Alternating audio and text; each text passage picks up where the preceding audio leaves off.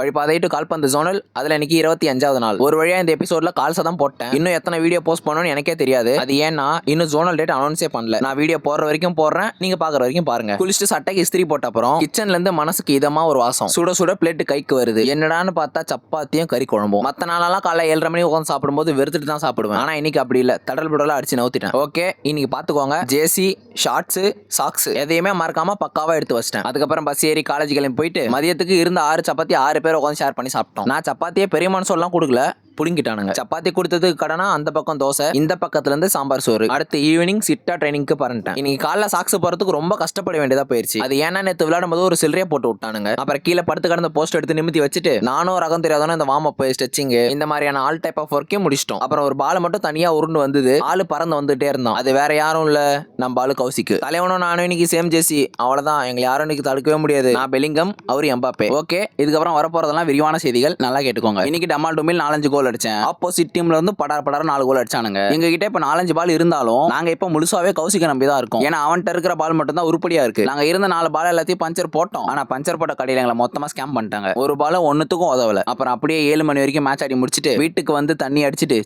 தண்ணி குடிச்சிட்டு சாப்பிட்டு இன்னைக்கு நாள் வச்சுக்கிட்டேன். தொடர்பில் இருக்கோம்.